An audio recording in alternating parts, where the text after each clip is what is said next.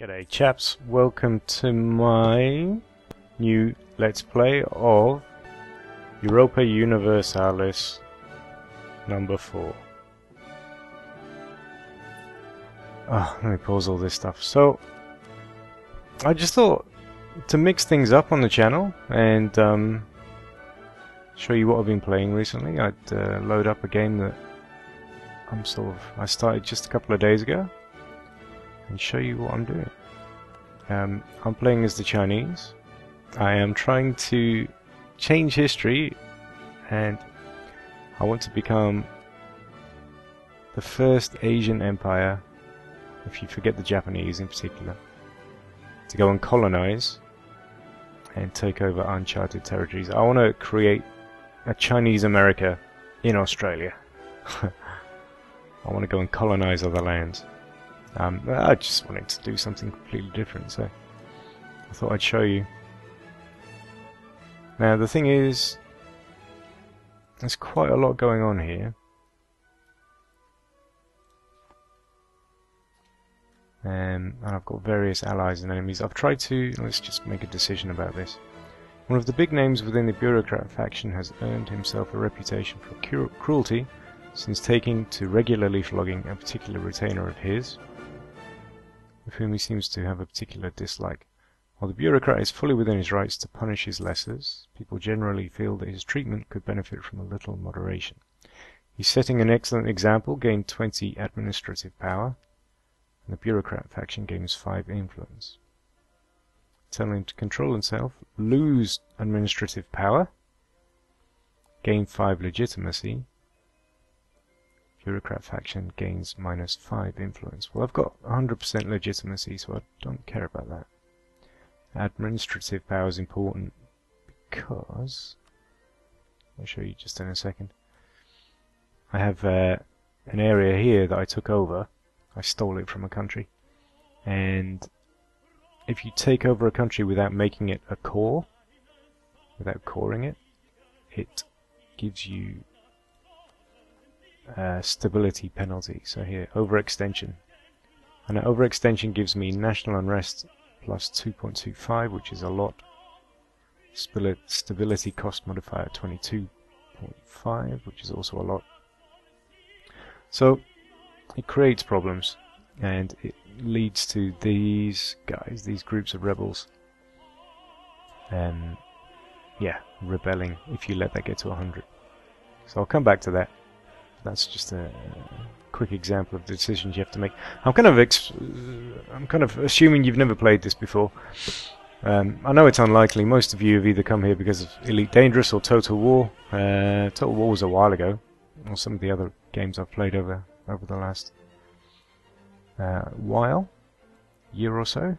This channel's been going. Okay, my emperor. We have discovered that Jiangzhou has cancelled the right to military access. I don't care. That's a country that's getting buggered up here. It was just getting attacked by various countries and doing very badly. I think it actually started a war with Korea and then got beaten. Okay, an alliance offer from Korea. Well, that's interesting because we were at war with them not so long ago.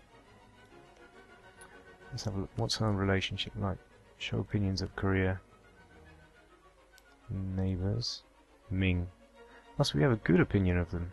That's interesting. Because we were at war with them very, very recently, but we now have the chance to turn them into allies. Which might mean I could start picking off some of these little states here. Mongolia is allied to Oirat, which means that's a huge block. And Oirat's allied to Yeren, so I'm not going to touch any of these guys anytime soon. So I'm just leaving them. And because one of them is my rival, kind of my enemy, I built a series of forts here. And forts mean that they cannot, even if they attack, they're going to slow down all of their armies, no matter how big they are. Which will give me time to raise a bunch of troops and fight them off. I don't keep a standing army there because it's very, very expensive. You don't want to keep any kind of standing army. I'm going to agree to this because that gives me another safe border, as you see there. So I've allied with these guys here, and I've allied with them because they're allied with Lanshang down there. So again, it saves me a border. There's the shaded area that shows the areas that aren't called. And let's see, administrative power. I'm going to try and call one. So here we go. I have enough administrative power to call either this one, which is here, or Songla, which is here. So I'll do the one that's closest to me. I'll core it. Do you wish to make Taobang into a core province? It will cost you 112 power. It would take 32 months. Okay. It's a very slow process, but when that becomes a core, that will reduce how overextended I am and how much these guys are wanting independence. So the whole dynamic of the game is just very, very intelligent. Even if you're a huge empire like the Ming, it actually becomes really problematic to go. If I went and took over all of Korea and annexed its provinces, for example, it's almost not worth doing it simply because your country will start to break apart. So they built in some very clever dynamics that mean you only grow slowly, piecemeal. You only start fights that you think you can win quickly, unless you're attacked. And defensive wars, there you go, repay a loan. I had to take a loan because of a war recently. National Bank, blah, blah, blah, blah, blah. Repay loan. Oof, that's taken my cash down to 50 bucks. Who's this? Royal marriage from Korea. So hurt legitimacy a tiny bit, but it also increases the chance of a royal heir, a new heir, which is a good thing. So, as you can see, I've got all this space, all these provinces, but I only have one standing army of 12, which is tiny. You can see, you know, Lanshang down here, they have a standing army of 9, so I'm very much underpowered, and I'm doing that because of money. So my economy is actually going quite well. 12 a month is very good. However, I've been in debt and I've had to pay that debt back. So at the moment I'm keeping a very, very, very small standing army, trying to avoid any kind of wars. It's also because I've just taken over this area down here. So I don't want to be starting any more fights anytime soon. In the meantime, I'm investing in these two things: diplomatic ability and administrative ability, which gives me diplomatic power and administrative power. And I'm investing most heavily. I'm getting +3 per whenever month, I think, by paying 10 a month. Now 10 is an enormous amount of money. This is almost half my national income I'm paying to this advisor here. But basically it's a mechanic, it's a way to invest its diplomatic power. The fact that you've got a trader there is irrelevant. The main thing is that you're investing in diplomatic power, and that will allow me to, when I'm under ideas, allow me to finally get quests for the New World. Now I've only actually started this Let's Play at this point in time, because everything up till now has been getting me to a point of technological ability where I can actually go out and start colonizing, and that's the whole purpose of the game I want to play. So that's why I haven't started recording until now. Everything until now has just been me consolidating. None of these forts were built when I started the game. There were some random forts here that served absolutely no purpose. I keep that one there just in case, although to be honest, I just keep it in case. And then 1, 2, 3, 4 down here, and I'm thinking about building another, which would probably go here. All that means is that if there was an invading army and I didn't happen to have an army there, or my armies were tied up somewhere else, They could only get as far as those forts, and they'd have to stop for quite a few turns. They'd have to take the fort before they could move into the country. And it's just, it would give me enough time to either raise new mercenaries or a new army, or ship an army down from the north and beat them back. And that's the reason I have a double level of forts here, because I have all of these guys to contend with if they attack me in one go. These will kind of act as a buffer, although as you can see here, Yangzhou is being taken over by Yeren, so that buffer even is diminishing, which kind of makes sense. Makes my alliance with Korea make sense, because the more of a buffer I have against this entire top area, the better. These provinces here, I'll obviously let go. There's no point trying to defend an area like that. That would just be stupid. I've gone for the natural barrier and used the forts right across the top. Yeah, so that's my defensive strategy. In the meantime, we're essentially just waiting until this gets to... Where do we need it to be? Quest for the New World. You don't have enough diplomatic power to unlock the next idea. You need 360 and have 307 available. So let's speed... Everything's reasonably stable, so we can speed up the timer. I'm going to keep saving just for my own benefit. This is my private game, I'm not just making this for YouTube, so if I save and go back because I fuck it up, then that's what I'm going to do. I played one other game as a kind of a practice mission, which I mean, I learned a lot. This game is very, very complicated. It took me literally 3 hours, perhaps, of tutorials and watching videos on YouTube before I could even start a campaign. It's that complicated, so it's an outstanding game, but it's not one you can sort of take lightly. And I loved it. I love it, rather. I started playing this because I've been really busy at work. An opportunity came up, and it's been really good, but at the same time it's been really stressful. So I didn't really want to make many videos. At the weekend I just wanted to chill out, and as you can tell with the music as it is, and the pace of the game, you can, especially because you can pause it or slow it down, this was exactly what I needed. Invest in new ideas, this is exactly what I've been waiting for. Quest for the New World.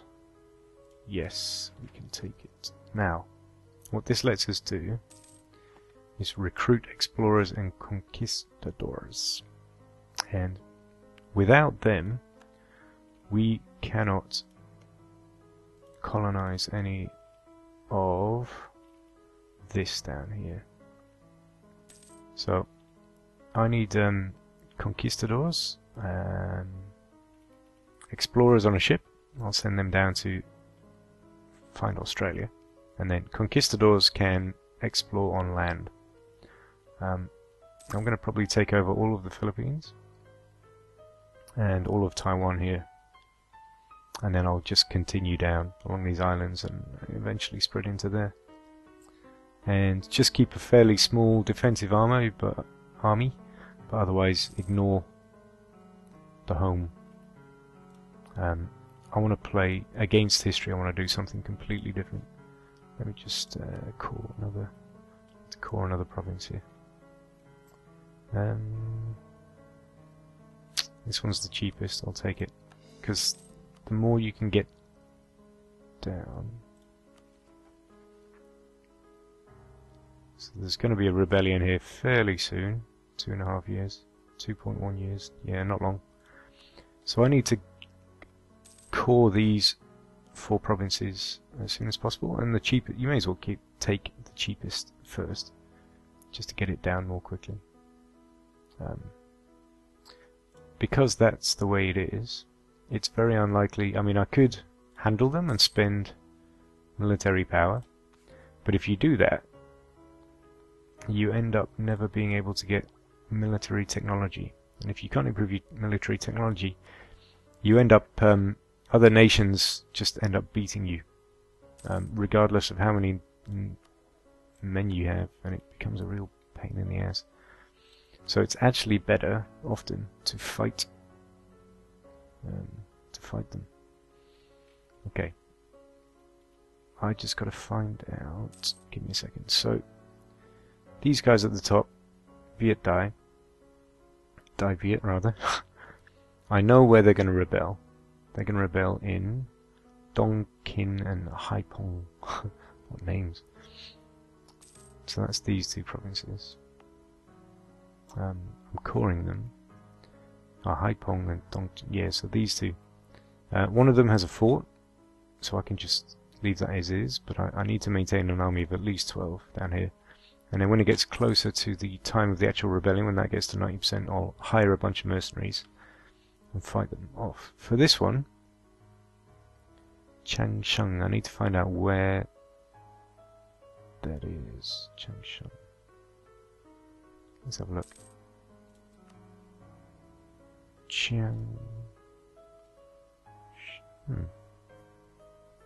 Okay, so that's not a province as such, that's a bunch of provinces. Okay, so that's the second independence movement. So the first one is independence for the area, the second is also independence for the area. So, with that in mind, and because my budget's actually quite fine, makes sense for me to increase my army down here. It's worth keeping a balance of around 3 units of cavalry to 1 of infantry. So I'm going to basically maintain that. I'm going to add another 4. Let's go 1, 2, 3 of cavalry, infantry rather. 1 of cavalry. I'll take them up to 16 standing army, which is a fair size. We've had complaints from several dignitaries in our country that the new practices of our merchants are clearly heretical and that we should put a stop to them. Accept the demands, lose 50 diplomatic power, or ignore them, lose 10 prestige. Well, my prestige is very bad at the moment, so I'm going to have to lose the diplomatic power. Prestige is very bad because I was allied with these guys, Jiangzhou. Sorry, I just had to cut because my wife came in and asked me if I wanted dinner. So I was just explaining. Jiangzhou, they started a war with Korea, and then Yeran came down and kicked their ass, and then they asked me, as my allies, if I wanted to get in the war with them. And of course, because Yeran's allied with Mongolia and Oirat, I didn't want to do that, so I had to break my alliance, and that cost me all my prestige. So that explains that. So what I'm going to do, I'm going to add what I need is, first I need to colonize Taiwan. They have a lot of natives. This will take a huge army to pacify and actually colonize this area. I have 1 colonist. If I have only 1 colonist, I can only... Because my goal is to get down to Australia. And with that in mind... Oh, I've gained a core, that's good. I'll take another in just a minute. I'm going to slow this down. Just a touch. Okay, let's get the armies together. So this is the extent of where I can colonize, and as I was just saying, because I only have this reach, I want to colonize as far away as possible from the home, because it extends my reach that much further, and I can take build another colony down here, and then I can take over Australia, if that makes sense. So if I'm going to choose a place to colonize, Panay, 7,000 extremely aggressive and ferocious natives. I don't want that. 3,000 only here, but it borders 4 others, so I don't really want that either. So another 7,000 highly ferocious, 3,000 highly ferocious, 7, 7, oh dear. Okay.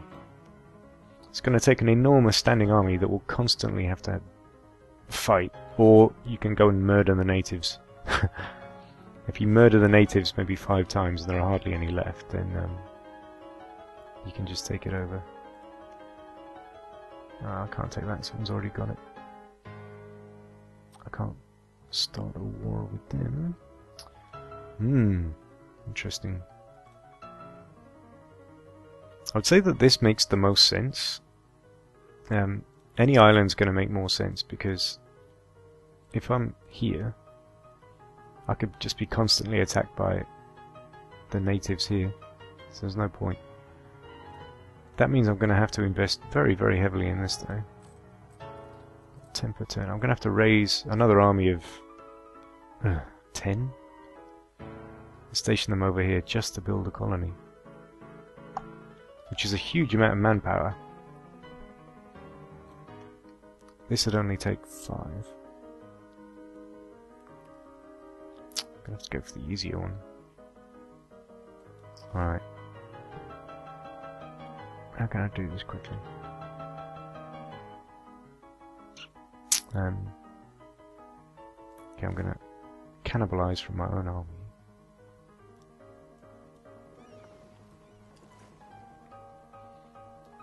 Alright. So I need to... I'm going to build a bunch more. 1, 2, 3, and 5.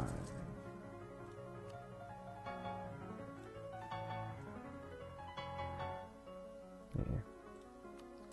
Now I'm going to have to take a bunch from here. 1, 2, 3, 4. Okay.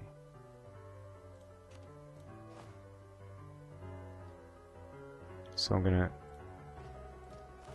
set all these guys. Get on the ship. I'm going to take them down to the place I want to colonize. Just make sure I got this right. So that should have 5 on it. Yep. Good, good, good. So I'm going to take that army of 5 down to here. I'm going to station them. Oh god. I'll station them here, and then send a colonist down, and I can get that colony underway. And then in the meantime, I'm building the replacements who here, so they can come and join them. And ooh, that rebellion's coming soon. Fuck. Okay, I'm going to take a little break here. Thank you for watching as always, and see you in the next one, guys. Cheers.